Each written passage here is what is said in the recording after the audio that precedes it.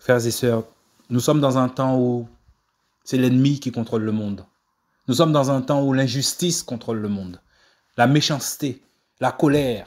Le Seigneur disait dans sa parole que la colère de l'homme n'accomplit pas la justice de Dieu. Quand tu es en colère, tu feras plus le mal que le bien. Nous sommes dans ce temps où chacun doit se préserver. Tu dois te préserver, mon ami. Tu dois te préserver du mal. Tu dois te préserver de toi-même. Tu dois te préserver de quel que soit l'homme, qui soit prophète, pasteur, apôtre. Tu dois te préserver, frère. Si tu dois rester seul, le Seigneur sera avec toi. Tu ne seras pas seul. Tu dois te préserver. Nous sommes dans ce temps où chacun doit se préserver. Chacun doit se préparer à l'enlèvement des saints, l'enlèvement des enfants de Jésus-Christ. Est-ce que tu es enfant de Jésus? Si tu es enfant de Jésus, tu le sais, le Saint-Esprit te le témoigne. Il te témoigne que tu es enfant de Dieu. Tu hais le mal. Tu as la crainte de Dieu au fond de toi. Ce n'est pas l'homme que tu cherches à plaire, mais tu cherches à plaire à Dieu en obéissant à sa parole, en invoquant le Seigneur, en suppliant le Seigneur de te donner la grâce de marcher selon la droiture, selon le chemin qu'il met devant nous, selon sa volonté, selon sa parole. C'est ça la crainte de Dieu. Tu n'es pas dans les querelles, tu n'es pas dans l'hypocrisie, frères et sœurs. Tu te sépares de ceux que tu sens que ce n'est pas ta voie. Vous voyez? Et même si cet homme, cette femme appartiennent à Dieu, mais si ce n'est pas ta voie, tu ne dois pas t'engager sous cette voie et t'attacher à ces hommes, à ces femmes. Tu dois te préserver, frères et sœurs. C'est important de se préserver. Certains te diront, ah, il ne faut pas se méfier. Mon frère, ma sœur, là, on parle de l'éternité. Le jour du jugement, tu seras seul devant le Seigneur, mon frère, ma sœur. Nous sommes épouses de Christ. Nous sommes l'épouse, les enfants de Dieu. Chaque membre, l'Église, l'Ecclésia, c'est l'épouse de Christ. Vous voyez?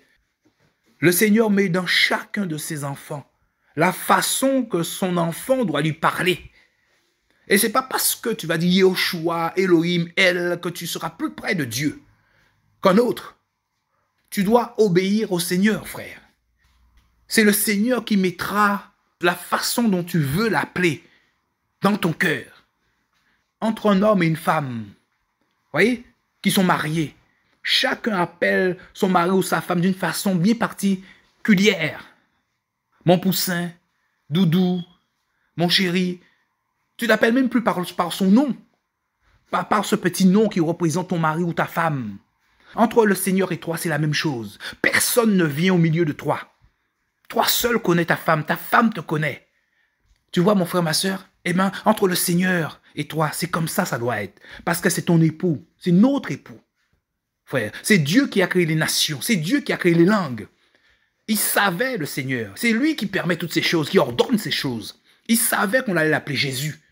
Que tu appelles Jésus Yeshua, peu importe, c'est ton cœur qui compte. Ne suis pas les hommes, ne suis pas les assemblées, les doctrines des hommes. Lis la Bible.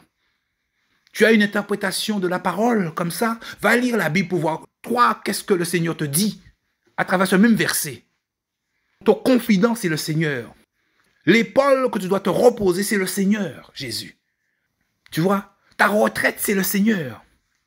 C'est le Seigneur qui est mort pour toi à la croix, qui a pris ta place à la croix. Aucun homme n'est mort pour toi. Nous devons nous détourner des personnes qui se disent enfants de Dieu. Et je parle même pas des faux. Parce que ce n'est pas la volonté du Seigneur que tu adores, que tu idolâtres un homme. Regarde des gens. Vous voyez, il faut comprendre les choses aussi, mes frères et sœurs. Quand on voit toute la grandeur de ce que fait le Seigneur, à un moment ou un autre, on ne voit même plus le Seigneur, on voit c'est l'homme qui fait ces choses. Quand Jean a été ravi dans le ciel, quand Jean a vu toutes ces merveilles, il a voulu se prosterner devant l'ange qui lui montrait toutes ces choses. Qu'a dit l'ange? Garde-toi de faire ça. Adore Dieu. Adore Dieu. L'idolâtrie, c'est dans le cœur, mes frères et sœurs. C'est dans le cœur. Tu dois fuir l'idolâtrie. Jean le dit aussi. Fuyez l'idolâtrie. Fuyez l'idolâtrie. Si tu vois que ton cœur est attaché à un homme de Dieu, mon frère, ma sœur, reste chez toi. Demande au Seigneur de purifier ton cœur, parce que le Seigneur te montre l'idolâtrie. Tu sens que l'idolâtrie est en toi. Reste chez toi. Demande au Seigneur de purifier ton cœur, de te rendre pur. Parce que le Seigneur ne va pas t'approuver, mon frère, ma soeur, parce que tu t'es attaché à l'homme. Nous sommes des instruments. Vous voyez, on ne s'attache pas à la guitare. On s'attache au musicien, à celui qui fait jouer la guitare, à Jésus, à l'Esprit de Dieu, à Dieu. Mes frères et sœurs, Alors, mes amis, nous sommes dans ce temps où beaucoup de choses vont se passer. Beaucoup de choses, beaucoup d'injustices. C'est le temps de l'injustice. C'est le temps de la méchanceté, du mal. Beaucoup de choses vont se passer. Mais nous, quelle doit être notre attitude? On regarde ces choses de loin. N'essaie pas d'entrer dans ces choses. N'essaie pas d'avoir des conversations parce que vous voyez que le monde va mal. C'est une perte de temps. Oui, le monde va mal parce que le Seigneur l'avait dit. L'amour va disparaître dans les cœurs. Les ténèbres vont remplir les cœurs. Même les enfants de Dieu. Leurs cœurs, ils vont abandonner l'amour, c'est-à-dire Jésus. Ils seront dans le mélange. Babylone, mes frères et sœurs, c'est le mélange, c'est la confusion. Beaucoup de ceux qui se disent enfants de Dieu sont dans le mélange, dans la confusion. Parce qu'on leur a enseigné qu'il faut être dans une assemblée. Parce qu'on leur a enseigné qu'il faut faire la communion fraternelle. Que vous vous rassemblez entre enfants du Seigneur, oui. Mais là où les enfants du Seigneur se rassemblent, n'oublions jamais qu'il y a aussi l'ivraie. Il y a l'ivraie. Et l'ivraie ressemble tellement au blé. Seul le Seigneur peut le reconnaître. Mes frères et sœurs. Alors, fuyez toutes ces choses. Préservez-vous. Préservez-vous du mal. Préservez-vous des frères et sœurs. Ce que je dis va vous paraître étrange, de dire vous préservez des frères et sœurs. Oui, chacun a reçu quelque chose. Peut-être ce que le frère ou la sœur a reçu, peut-être ce n'est pas pour toi. On nous fait croire que parce que tu agis différemment, tu mets la division dans l'église. Personne ne peut mettre la division dans l'église. Personne ne peut lutter contre le Seigneur. C'est une perte de temps. On ne se moque pas de Dieu, frère. Le Seigneur a déjà tout prévu. Tu luttes contre ton âme. C'est contre ton âme toi-même. C'est une perte de temps. Ce que mon frère fait, il le fait parce que souvent le Seigneur lui a donné de faire. Voyez, mon frère, ma soeur, je ne suis pas là pour critiquer, pour mépriser mon frère.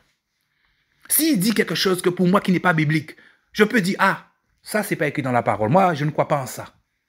Mais j'aime mon frère. Quand le temps viendra, le Seigneur lui donnera la vérité. Et moi, même si je me suis trompé, le Seigneur me donnera, me corrigera. Mais c'est toujours mon frère. Oh, le Seigneur met cet amour au fond de nos cœurs pour aimer nos frères, même si on ne dit pas les mêmes choses. Mais qui suis-je pour dire qu'il n'est pas dans la vérité? On reconnaît un arbre à ses fruits. On voit les œuvres que font les frères et les sœurs. Je ne vais pas croire à ce que dit un homme qui me dit « Ah, celui-là, c'est un mauvais ». Non, je demande à Jésus. Jésus me montre que c'est son fils. Eh bien, pour moi, c'est son fils. Peu importe ce que dira un frère ou une sœur. Parce que ma foi n'est pas fondée sur un frère ou une sœur. Ma foi est fondée sur Jésus. C'est Jésus qui nous donne la foi. Et au fur et à mesure qu'on marche avec le Seigneur, notre foi grandit. On sait en qui on a cru. On ne croit plus dans la parole des hommes. On n'est plus ballotté à tout vent de doctrine. Il y a certains, malheureusement, qui pensent que quand ils iront dans une réunion de réveil, ils vont se réveiller.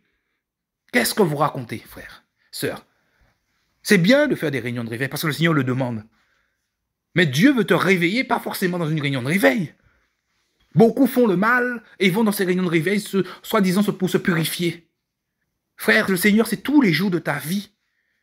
Tous les jours de ta vie que tu dois être en conformité avec le Seigneur. Pas le jour de la réunion de réveil. Tous les jours de ta vie. Et d'ailleurs, dire que ce sont des réunions de réveil, personnellement, je trouve que c'est une erreur. Parce que Dieu veut te réveiller, pas seulement dans les réunions de réveil. Il veut te réveiller déjà chez toi tous les jours de ta vie. Parce que quand tu vas sortir de cette réunion de réveil, quand tu verras toutes ces belles choses que Dieu fait, si c'est un homme du Seigneur, Dieu fait des miracles, le Seigneur fait des miracles à travers cet homme, eh bien tu vas t'attacher à ça, à cet homme. Tu vas t'attacher au miracle. Mais est-ce que tu vas t'attacher à Jésus? Est-ce que tu vas obéir à Jésus tous les jours? Alors mes frères, c'est bien. Ce n'est pas une mauvaise chose d'aller dans les réunions de réveil. Ce n'est pas une mauvaise chose d'être entre frères et sœurs. Le Seigneur nous demande, ça nous fortifie, on écoute les autres, on écoute les uns les autres. Ce n'est pas une mauvaise chose, toutes ces choses. Mais ce qui est mauvais, c'est de s'attacher à cela. Arriver à un point où tu ne peux plus te détacher. Arriver à un point où si tu ne vois pas les frères et sœurs, tu es malade. Si tu ne vas pas dans une réunion de réveil, tu es malade. Si tu ne vois pas tel pasteur, tel prophète, tel apôtre, tel prophétesse, tu es malade. C'est ça l'idolâtrie. C'est ça l'idolâtrie. On voit bien que nous sommes dans ces temps de la fin. Il y a beaucoup plus d'enfants du Seigneur qui sont cachés que ceux qu'on voit. Il y a 700 prophètes qui n'ont pas fléchi les genoux devant Baal, disait le Seigneur à Isaïe, qui pensait qu'il était le seul prophète. Parce que Dieu t'a dit que tu es le seul prophète. Non, frères, sœurs. Dans le monde entier, il y a beaucoup de frères et de sœurs. Et ne vous laissez pas, mes frères et sœurs, égarés par des gens qui vous disent qu'il faut faire la communion fraternelle. Il n'y a aucun endroit dans la Bible où la Bible nous dit qu'il faut faire la communion fraternelle. Aucun. Aucun. Ce sont des interprétations. Et même là où c'est écrit dans Acte 2, il me semble, verset 42, je ne suis pas sûr. Même là où on nous dit qu'il persévérait dans la communion fraternelle, on sait très bien que, en fait, pour ceux qui le savent, le mot koinonia ne veut pas dire communion fraternelle. Le mot fraternel a été rajouté. Et nous voyons bien que la plupart des écritures bibliques sont traduites dans le style catholique. Quand je dis le style catholique, ça dit que ça a été traduit par le catholicisme. Et beaucoup sont restés comme ça. Et même des fois, même quand on traduit la parole, on a comme peur d'enlever les choses. On enlève certaines choses, mais on a peur d'enlever certaines choses parce que notre doctrine est basée là-dessus. Là où il y a communion, c'est communion. Il ne faut pas rajouter communion fraternelle. Par contre, il y a un verset où Jean nous dit, c'est quoi la communion entre frères et sœurs, les uns et les autres. Il dit, celui qui marche dans la lumière, comme Dieu est lumière, nous sommes en communion les uns avec les autres. C'est automatique, on n'a pas besoin d'être quelque part, de faire quelque chose. Dès que tu as l'Esprit de Dieu, tu marches selon l'Esprit, tu es en communion avec tes frères et sœurs, peu importe là où ils sont. C'est ça la définition biblique. C'est ça. Nous ne sommes plus au temps de David, nous ne sommes plus au temps des apôtres, nous ne sommes plus en ce temps-là. Le Seigneur conduit ses enfants, c'est lui qui conduit ses enfants. Ce n'est pas un homme qui conduit ses enfants, qui décide que c'est comme ça que les choses vont se passer. Non, c'est Jésus qui conduit ses enfants par son esprit. Et il conduit ses enfants de plusieurs façons. C'est lui qui sait, c'est lui qui décide. C'est lui qui décide. Là où on peut dire qu'il n'y a pas de chrétiens sans assemblée, mais Dieu m'a dit de rester chez moi. Vous voyez? Donc c'est normal que moi, je ne crois pas en ce genre de paroles. Il m'a dit de rester chez moi. En ce temps-là, je cherchais une assemblée parce que je pensais que c'était comme ça. Reste chez toi, je suis en train de te former. Vous voyez ce que Dieu me dit? Qui suis-je, moi? Je ne suis rien. Je ne suis rien. Et une fois que le Seigneur m'a dit ça, je suis resté à l'écoute par sa grâce. Et quelques temps après, il me dit, quelques années après, en 2019, il me dit, mais là, maintenant, annonce ma parole. Mais qui suis-je, moi? Je ne suis rien. Ce n'est pas pour me vanter ou quoi que ce soit. Non, c'est juste pour expliquer un peu que le Seigneur va t'enseigner. Il va te dire ce que toi, tu dois faire. Ce n'est pas l'homme qui doit te dire ce que tu vas faire. Tu peux rester dans une assemblée et suivre une assemblée, mais est-ce que tu suis ton chemin? Est-ce que tu fais ce que Dieu te demande de faire? Tu ne sens pas dans ton cœur que tu es fait pour faire autre chose? Si tu sens ça, mon ami, reste chez toi et prie, mets tes genoux par terre, prie le Seigneur, demande au Seigneur, Seigneur, qu'est-ce que tu veux que je fasse? Et insiste. Détache-toi des assemblées, détache-toi des hommes de Dieu. Je parle des hommes de Dieu, je ne parle même pas des autres qui ne sont pas du Seigneur. Je parle des hommes du Seigneur. Prends ta Bible, reste dans le secret, lis ta Bible. Invoque le Seigneur de tout ton cœur, parce qu'il dit que celui qui me cherche sérieusement, précieusement, de tout son cœur me trouve. Je me laisse trouver par celui-là. Alors mes amis, c'est ça le Seigneur. Le Seigneur veut que tu viennes vers lui. Venez vers moi, vous tous qui êtes fatigués, chargés. Je vous donnerai du repos, le repos de l'âme. Donc tu dois aller vers Jésus. Jésus, c'est la parole. Il faut que tu acceptes la parole. C'est important d'accepter la parole. Sans l'acceptation de la parole, tout ce que tu feras ne servira à rien. Parce que la parole va tomber sur un mauvais cœur. C'est le but des 4 terrains. Le Seigneur nous enseigne, nous explique que beaucoup de gens ne vont pas accepter la parole. Même ceux qui vont l'accepter pendant un temps, mais ce n'est pas accepter la parole, ça, parce que c'est pendant un temps. Une fois l'épreuve arrive, eh ben, tu rejettes le Seigneur. Parce que c'est la parole, c'est le Seigneur, tu le rejettes. Par contre, celui qui va accepter la parole de tout son cœur, celui que Dieu fera grâce, il va se dire que le Seigneur est tout-puissant. Il est capable de tout faire. Il va te faire comprendre que ta vie, si tu me donnes ta vie, je vais te conduire. Tu n'as plus à t'inquiéter de ta vie. Ta vie m'appartient maintenant. Et moi, je veux que des bonnes choses pour toi. Des bonnes choses qu'il a préparées d'avance pour toi. Donc, une fois que tu donnes ta vie, tu donnes ton âme. En fait, donner ta vie, c'est aussi décider d'accepter, de lire la parole, d'accepter la parole, d'obéir à la parole, de faire ce que la parole dit de faire. C'est ça. Une fois que tu as accepté cela, eh ben, tu viens de donner ta vie à Dieu, à Jésus. Donc, automatiquement, il va te faire marcher sous le droit chemin. Il va faire obéir à sa parole. C'est-à-dire qu'il va se faire marcher sous la droiture, le chemin de la droiture, le chemin de l'intégrité. Tu vas avoir horreur du mal. Tu ne supporteras pas l'injustice, tu ne supporteras pas le mal. Mais il te dit, fais attention. Tu ne supportes pas le mal, oui. Mais fais attention à la façon dont tu vas te comporter.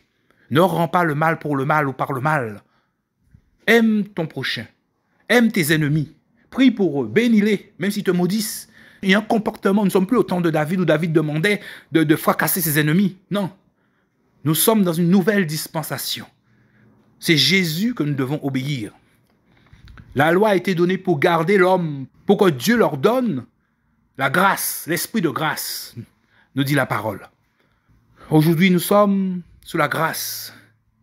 Seule la foi en Jésus-Christ sauve, en Yéhoshua. Seule la foi en Jésus. La foi en Jésus. Jésus, c'est la parole. La foi dans la parole. Et plus tu auras foi dans la parole, plus ta foi va grandir. Mon frère, plus tu feras confiance au Seigneur, parce que la foi, c'est aussi la confiance que tu auras dans la parole, dans le Seigneur Jésus. Plus ta foi va grandir. Et tu vas même plus t'occuper de là où tu vas habiter. Tu vas même plus t'occuper de ce que tu vas manger. Tu vas même plus t'occuper de ce que tu vas porter. Et tu te diras même au fond de ton corps, même si tu n'as pas tout ça, peu importe, tu as Jésus. C'est pour ça que le Seigneur dit, ce que tu as, garde-le. Ne laisse personne, aucun homme te prendre ce que tu as. Aucune femme te prendre ce que tu as. Garde-le précieusement. Que personne ne vous fasse rater l'enlèvement, rater la vie éternelle. Aucun homme. Des fois, on ne comprend pas la parole, mais le Seigneur a été clair dans sa parole. Aucun homme, aucune femme, aucun homme qui se dit enfant de Dieu, et même s'il est enfant de Dieu, tu dois te préserver. Nous sommes dans ce temps où chacun doit se préserver, chacun doit se préparer à l'enlèvement des saints, l'enlèvement des enfants de Jésus-Christ. C'est Jésus qui est mort pour toi à la croix, il a pris ta place, tu méritais la mort. Il a pris nos péchés sur lui, il a crucifié la chair sur la croix. Il a déchiré le voile du temple qui séparait le lieu saint et le saint des saints. Maintenant, tu as accès à Dieu. Personnellement, tu peux avoir accès à Dieu sans aller dans un bâtiment, sans aller dans un bâtiment qu'on appelle église, sans aller dans une assemblée qu'on appelle église, parce que l'assemblée n'est pas l'église. L'assemblée, selon l'homme, le présente, ce n'est pas l'église. L'église de Dieu est composée de membres qui appartiennent à Dieu. C'est le corps de Christ. Vous voyez ? On nous fait croire que les assemblées, c'est l'église. Non, mon frère, ma soeur. Tous ceux qui sont dans ces assemblées ne sont pas frères et sœurs, mon frère. Et le Seigneur dit dans sa parole, justement dans Apocalypse, la dernière partie de la Bible, Apocalypse, Révélation, il dit, fuyez Babylone. Fuyez, sortez de Babylone, mon peuple. Sortez de Babylone. Mais Babylone, c'est quoi? C'est quoi Babylone dans ces temps de la fin? Eh bien, c'est le mélange. C'est la confusion. Là, il ne parle pas des gens du monde. Il parle des gens qui fréquentent des assemblées. Il dit que c'est un repère de démons. Parce que les gens du dehors, les démons les ont déjà.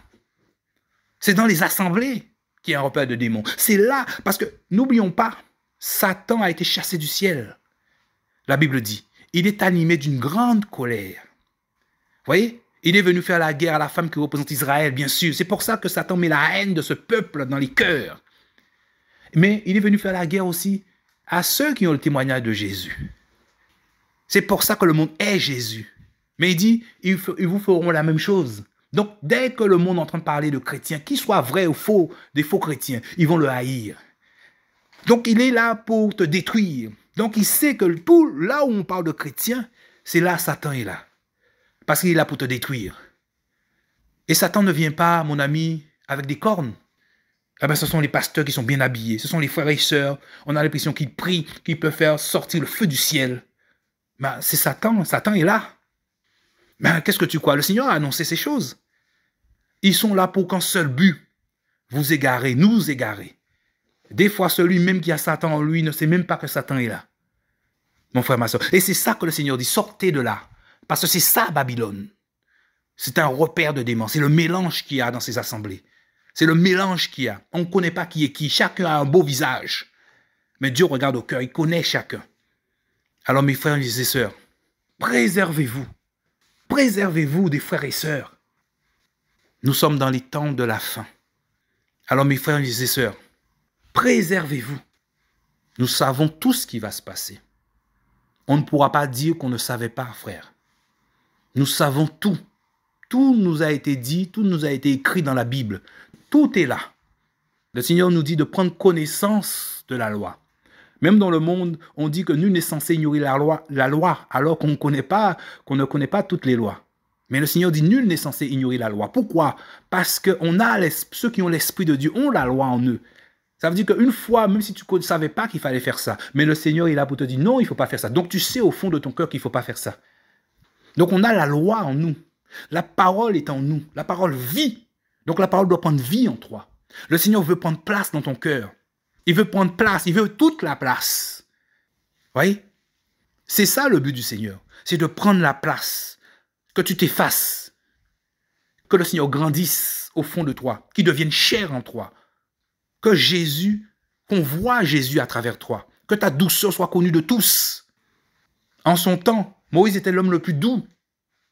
L'apôtre Paul, mes frères et sœurs, c'était l'humilité. Le Seigneur a développé l'humilité. Pas que ça, bien sûr, en lui. Et la parole nous dit David avait bon cœur. David pensait aux autres. Ça n'a pas empêché David de pécher, non. Mais il pensait aux autres. Il avait bon cœur. Il avait le cœur repentant. Nous sommes dans ce monde et nous sommes dans les temps de la fin. La mort ne prévient pas, la mort frappe. N'importe qui d'entre nous peut mourir du jour au lendemain, si c'est la volonté de Dieu. Nous devons arriver à un temps où la mort ne nous effraie plus. Nous savons que nous allons rentrer à la maison, frère. Donc nous devons être sûrs d'être dans le bon chemin, dans la bonne voie, dans la bonne direction. Nous devons être sûrs que nous sommes guidés par le Seigneur et non par l'homme. Nous sommes dans ce temps où chacun doit se préserver. Tu dois te préserver, mon ami. Tu dois te poser les questions. Seigneur, est-ce que tu es là? Le Seigneur est toujours là. Mais est-ce que moi, je suis obéissant? Je suis dans la voie que tu m'as donnée. Est-ce que c'est toi qui me conduis? Est-ce que ce n'est pas mon cœur? Est-ce que ce n'est pas mon intelligence? Est-ce que, Seigneur, je suis agréable à toi? Posez-vous les bonnes questions. Nous devons nous poser les bonnes questions pour savoir est-ce que nous sommes enfants de Dieu? Le Seigneur nous a donné cette capacité. Que le Seigneur nous bénisse. Le Seigneur nous bénit d'ailleurs. Si tu es là, c'est parce que tu as été béni. Dès la conception, le Seigneur t'a choisi. Dès la conception. Mon frère, ma sœur, encore une dernière chose pendant que j'y pense. Si le Seigneur te met à cœur d'annoncer l'évangile, ne rentre pas dans les sentiments, mon frère, ma sœur. Les sentiments vont t'alourdir. Tu annonces l'évangile, mais c'est Jésus qui convainc les cœurs. C'est le Saint-Esprit qui convainc les cœurs. Tu ne peux pas convaincre cette personne. Tu vas te fatiguer. Ça va mettre dans ton cœur de l'irritation. Parce que cette personne ne t'écoute pas ou ne fait pas ce que tu veux qu'il fasse. Non, tu annonces l'évangile. Quand le temps viendra, si cette personne doit être sauvée, sera sauvée. Contente-toi de faire ton rôle. Sois fidèle dans les petites choses. Chacun de nous a des choses bien précises à faire. Chacun de nous a des œuvres que Dieu a préparées d'avance. N'essayons pas de ressembler aux autres. Peut-être toi, le Seigneur va t'envoyer. Tu vas parler aux gens pour annoncer l'évangile. Personne ne va entendre parler de toi. Mais n'oublions pas, c'est être fidèle au Seigneur. Peut-être un autre, le monde va le connaître parce que c'est la volonté de Dieu qu'il soit connu de tous. Si nous sommes membres du corps, chaque membre a une fonction bien précise. Et je doute que mon orteil sache ce que fait mes yeux. Vous voyez? Et le corps doit fonctionner logiquement de façon en ordre précis. Parce que Dieu est un Dieu d'ordre. Chaque membre doit obéir au Seigneur. Un membre ne doit pas obéir à un autre membre. Ça n'a pas de sens. Quand je veux aller dans ma cuisine, ma tête me dit d'aller dans la cuisine. Je n'ai pas l'impression que mon pied demande à ma main. Non. Chaque membre obéit à l'ordre qui est donné. Donc chaque membre doit obéir à Dieu. Et ne pas aller au-delà de ce que Dieu nous a attribué. Et je crois que j'ai l'impression, je pense, en tout cas, selon moi, je ne sais pas si ça vient du Seigneur, j'ai l'impression que c'est ça notre problème. On regarde beaucoup ce que font les autres. Et on se met à penser, parce que les autres ne font pas comme nous, donc ils sont dans l'erreur. Mais qu'est-ce que j'en sais? Qu'est-ce que moi je sais? Qu'est-ce que tu en sais, toi, mon frère, ma sœur? Le plus important, si chacun obéissait à Dieu, tu fais ce que Dieu te dit de faire, tu ne t'occupes pas des autres. Et tu bénis les autres, que Dieu les touche. Tu bénis le Seigneur. Chaque membre doit obéir à Dieu et pas à l'homme. Donc ton conseiller n'est plus l'ensemble des frères et sœurs qui se disent frères et sœurs qui te disent fais ci, fais ci, fais ça. Non, ton conseiller c'est le Saint-Esprit, c'est le Seigneur Jésus. Tu dois invoquer le nom du Seigneur. C'est lui le conseiller. N'oublions pas mes frères et sœurs que nous sommes à la fin des temps. Nous sommes à la fin. Le salut est personnel et individuel. Le jour du jugement, je ne serai pas avec toi. Aucun prophète, aucun pasteur ne sera avec toi. Tu seras face au Seigneur. Et le mal ne sera plus en toi. Donc le mal ne pourra pas t'aveugler. Tu connaîtras toute la vérité d'un coup. Tu sauras. Tu sauras. Et la Bible dit qu'il y aura des pleurs et des grincements dedans. Mais le Seigneur nous tend la main. La main tendue, c'est la parole de Dieu. Il te dit, accepte ma parole, prends la parole, obéis à la parole. C'est la parole qui te guérit.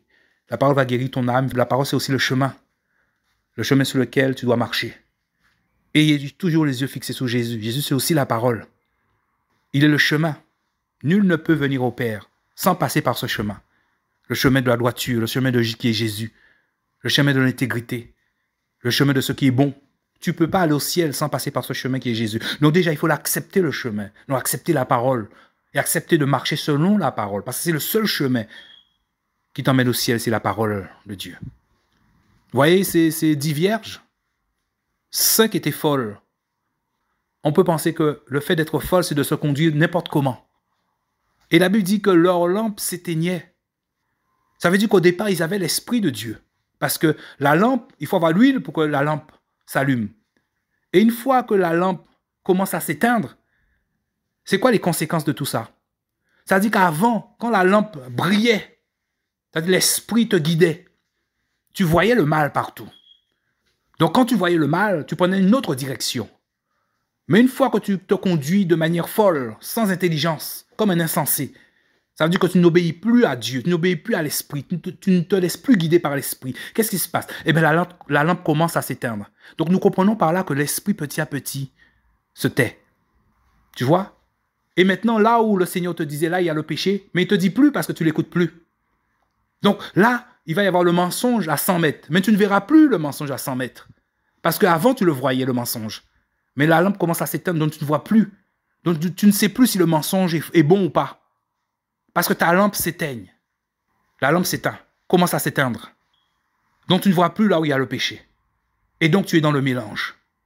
Mon frère, ma soeur. Vous voyez, ta lampe s'éteint, l'esprit se tait. Parce que tu vis selon la chair. Tu es orgueilleux, hypocrite, arrogant. Évidemment, tu vas te trouver aussi dans la fornication, dans l'impudicité. Tu es idolâtre. Ben, ta lampe s'éteint. C'est là aussi le Seigneur nous montre par là qu'il faut avoir l'esprit, mais il faut aussi marcher par l'esprit. Mes frères et sœurs, voyez la chose. Si tu ne marches pas par l'esprit, l'esprit s'éteint petit à petit. Ça veut dire qu'il ne te dit plus rien, parce que tu n'obéis pas. Et là, tu ne peux plus faire la différence entre le péché et le bien et le mal. Donc ta lampe s'éteint. Donc tu ne fais plus les bonnes choses au temps voulu. Au temps marqué, tu ne peux plus faire les bonnes choses. Tu n'es plus attentif, parce que tu n'obéis plus. Alors mes amis, comme le Seigneur le disait, que ta robe soit blanche en tout le temps, et que l'huile ne manque pas sur ta tête. Que l'esprit te conduise. Nous sommes dans ce temps où chacun doit se préserver. Tu dois te préserver, mon ami. Chacun doit se préparer à l'enlèvement des saints, l'enlèvement des enfants de Jésus-Christ. C'est important de se préserver. Tu as Jésus. C'est pour ça que le Seigneur dit, ce que tu as, garde-le. Ne laisse personne, aucun homme, aucune femme, aucun homme qui se dit enfant de Dieu, et même s'il est enfant de Dieu, te prendre ce que tu as.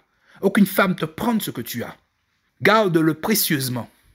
Que personne ne vous fasse rater l'enlèvement, rater la vie éternelle. Aucun homme.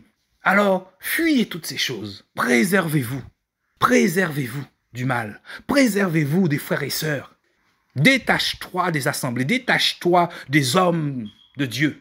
Prends ta Bible. Reste dans le secret. Lis ta Bible. Invoque le Seigneur de tout ton cœur. Parce qu'il dit que celui qui me cherche sérieusement, précieusement, de tout son cœur me trouve. Je me laisse trouver par celui-là. Il faut que tu acceptes la parole. C'est important d'accepter la parole. Sans l'acceptation de la parole, tout ce que tu feras ne servira à rien. Le Seigneur va t'enseigner. Il va te dire ce que toi, tu dois faire. Ce n'est pas l'homme qui doit te dire ce que tu vas faire. Donc, automatiquement, il va te faire marcher sous le droit chemin. Il va faire obéir à sa parole. C'est important de se préserver. Fuyez l'idolâtrie. Fuyez l'idolâtrie, frère. Si tu dois rester seul, le Seigneur sera avec toi. Tu ne seras pas seul. Que toute la gloire soit au Seigneur, au nom de Jésus. Seigneur, merci pour cette exhortation. Merci pour mes frères et sœurs. Merci pour nos familles, nos enfants. Merci de nous garder, de nous-mêmes, de nos cœurs. Merci de nous garder de tous. Que tu sois le seul guide. Que tu nous guides, Père. Que ton esprit nous guide. Que tu sois béni en toutes choses. Que toutes choses soient faites pour ta gloire, Papa, au nom de Jésus. Amen.